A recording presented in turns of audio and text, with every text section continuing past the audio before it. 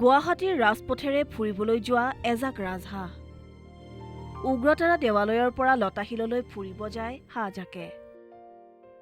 গুৱাহাটীৰ এক ঐতিহাসিক স্থানতেই থাকে এই ৰাজহাঁহকেইটা।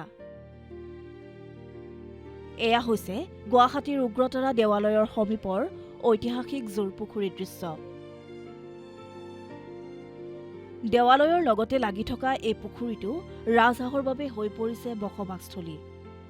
ধৰ্মীয় বিশ্বাস অনুসৰি ভগৱতীৰ দ্বিতীয় ৰূপ তাৰা উগ্ৰতাৰা দেৱালয়ত 4টা ৰূপত বিৰাজমান হৈ আছে।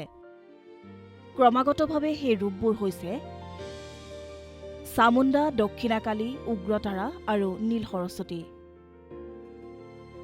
যিহেতু সৰস্বতীৰ বাহন হৈছে ৰাজহাঁহ, গতিকে ভগৱতীৰ এই নীল সৰস্বতী ৰূপকে আৰাধনা কৰাৰ বাবে ভক্তগণে জোৰ পুখুৰীটোত এৰি দিয়ে ৰাজহাঁহ বা পাতিহাঁহ, যি পৰম্পৰা বছৰ বছৰ ধৰি প্ৰচলিত হৈ আছে। আৰু এনেদৰেই এতিয়াও পুখুৰীটোত প্ৰায় 2 শতাধিক ৰাজহাঁহ আৰু পাতিহাঁহে বাস কৰি আছে। উগ্ৰতাৰা দেৱালয় পৰিচালনা সমিতিয়ে আমাক জনোৱা মতে ৰাজহাঁহবোৰে প্ৰতিদিনে জুম বান্ধি মহানগৰীৰ লতাশিল, উজান বজাৰ আদি বিভিন্ন ঠাইলৈ ফুৰিবলৈ যায়। ভগৱতী দ্বিতীয় ৰূপ তাৰাৰ ইয়াতে আকৌ তেখেতৰ উগ্ৰতাৰাৰ 4 ৰূপৰ বিৰাজমান। ইয়াত 4 ৰূপত তেওঁ সকলোকে আশীৰ্বাদ দি আছে ৰাইজক।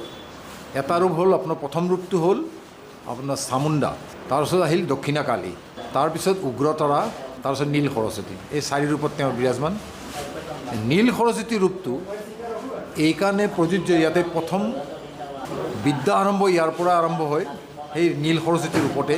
ধৰক ৰাইজে বিভিন্ন হাঁহ যেনে ৰাজহাঁহ, পাতিহাঁহ ভগৱতীৰ চৰণত উৎসৰ্গা কৰি এই জোৰপুখুৰীতে এৰি দিয়ে। দেৱালয়খনৰ পৰিচালনা সমিতি তথা দেৱালয়লৈ যোৱা ভক্তসকলে হাঁহবোৰক খোৱা খাদ্য যোগান ধৰে। তাৰোপৰি হাঁহবোৰ চৰিব গ'লেও বাটৰুৱাই মৰমতে হাঁহবোৰক খাবলৈ দিয়ে। এনেদৰে এতিয়া সদাবেষ্ট কংক্ৰিটৰ এই মহানগৰীখনত এই ৰাজহাঁহজাকে এক সুকীয়া শোভাবৰ্ধন কৰিছে। গুৱাহাটীৰ পৰা সুমন তালুকদাৰৰ ৰিপৰ্ট, প্ৰথম খবৰ।